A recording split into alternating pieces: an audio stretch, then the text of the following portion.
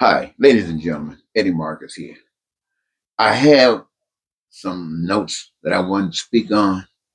I had even fixed me up a little subject called The Enemy of Truth. But I was just taking a walk and something got heavily on my mind. And it makes me think that I should tell you that first. And if there's any time left, maybe share. But here's what I want to say to we who are Americans and people of the world. When I say people of the world, I'm saying people that's watching what's going on in other places of the world.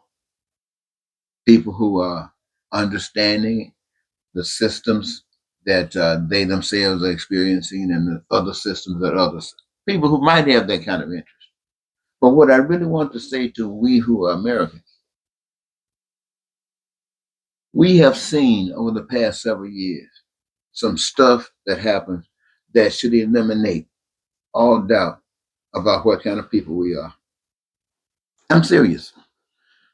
We have seen people, politicians, people who know what we say we want.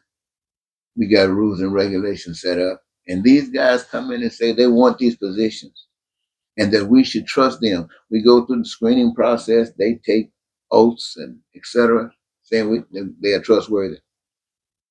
And then they go into these positions.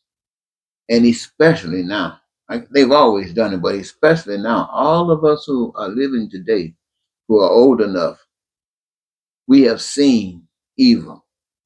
We have seen hatred. We have seen racism. We have seen bigotry. We've seen all of it. Every last one of us. It doesn't matter whether we are Americans or whether we're just visiting here. It doesn't matter whether we're black or white, men or women. We've seen it. I mean, some of us might try to deny it, but we have seen it. And we recognize the pain and suffering because most of us have experienced that same pain and suffering every day, most of us, all of our lives. And then to think about what the system is doing right now, as far as trying to cause more pain to you, to us, the American people. It just blows my mind that people can sit up and do that stuff, plan that stuff to cause pain and suffering to other people. And more than that, for other people to sit back and don't have any compassion, don't have any balls to do something about it, to prevent it from happening. And I was just thinking about that because that's the way the world is. And we have seen it in America. We have seen your president. I don't think he's a president because according to the Constitution, he isn't. But he has people in power who does what he said do, and he's according to that is president, and he's tramped that down on the American people. Then he hired a bunch of crooks. What I mean by crooks, people that would go along with whatever he says do, and they would do it. Doesn't matter what the rules say. Doesn't matter what oaths they took. They'll just do it.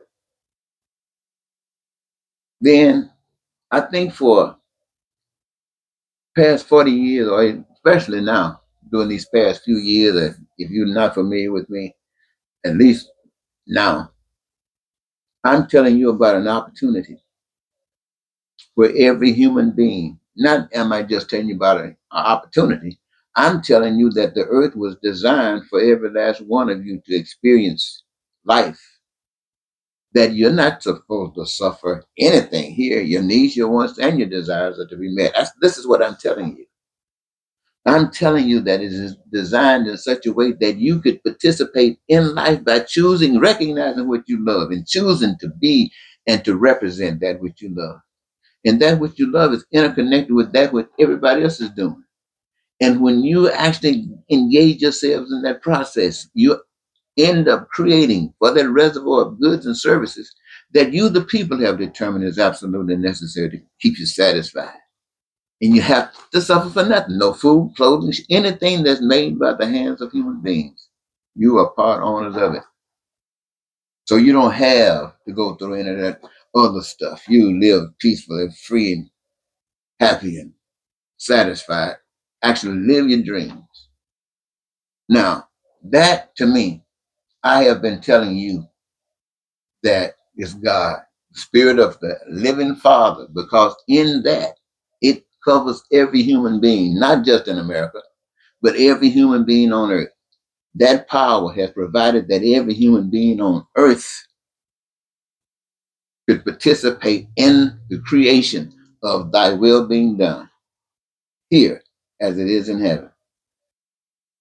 But I don't know how often you hear that kind of message, but we know what we do. But the challenge today, ladies and gentlemen, is since you know what is happening in the world, since you've seen how it works, since you've seen how negligent it is, and since you've seen how disrespectful it is, since you've seen how evil it is, do you want to keep on that path, whether it's this president or another president? Is this what satisfies you? Or could you possibly want something that's better? That's the challenge. Can you possibly want something that's better? Now, some of you might say, well, I don't know if I want to go at that far, but we could make things a little bit better. But see, ladies and gentlemen, there is no such thing as a little bit better. You see how evil is. You see how it operates. And to talk about a little bit better, it doesn't change evil. It's still evil. And it's still the same people who put up with it ever since it's been going on are still ready to continue to put it up. There's only one thing you can do, and that's change and make it right. Change and make it right. Now, the thing that got me is that I've been telling you that God put the Spirit in me for me to say these things to you. Then I was thinking, I have seen miracles, not just the earth, but I've seen miracles, not just the sky, but I've seen miracles, not just the sun and the moon. I've seen miracles. I actually seen miracles. And for that, connected with everything else, I have no doubt that God exists. But when I say to you that this is a plan that God have for you, I say it because it works for everybody. And usually a human being is going to be selfish. It leaves someone out or it leaves many out. But only the right plan includes everybody. And this is what I bring to you. And I say it's God. But I was thinking, what if it's not God? Then I would just have to say, it's me. It is me. For all of the reasons that justifies it. I might not know any of those reasons, but it's me. This is my heart. I want to see everybody satisfied and put in a position where nobody got to lie to them. Nobody got to cheat them. Nobody got to rob them or steal them or be disgusted with them. Nothing like that. Why? Because you're satisfied. Well, that's the message that I wanted to share with you. We don't have to do anything. We can stay right here where we are, or we can make heaven on earth. We can stay where we are, or we can make heaven on earth. I propose that we create heaven on earth. Now, let me go back to some of this that I was talking about earlier. Let's take a couple of minutes. It's the enemy of truth.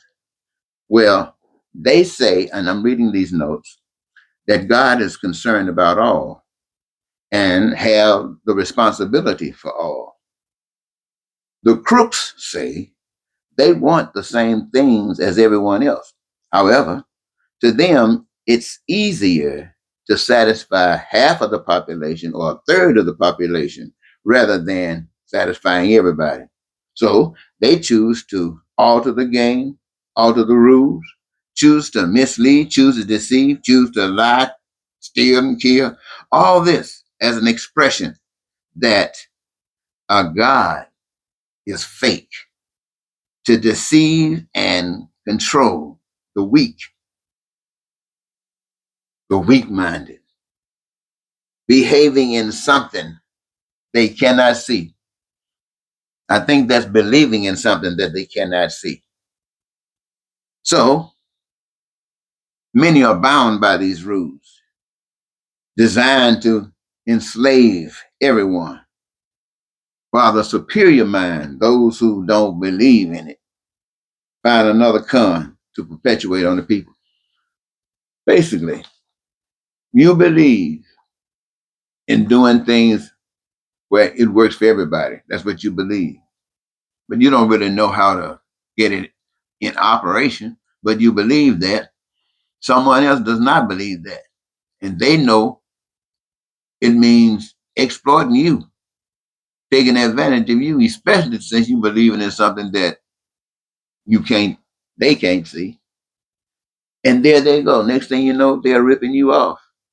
And you acting like you lost. Well, I guess maybe that's just what it's been like because you don't understand why people have been murdered for doing righteous things. No, you don't understand it.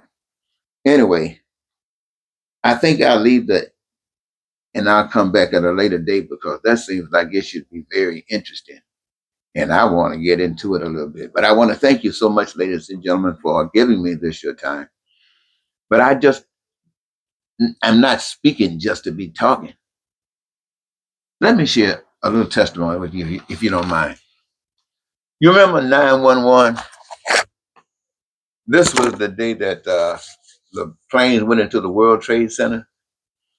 I was in Stillwater Prison, and I was being picked up that day. In fact, I was being released from prison that day.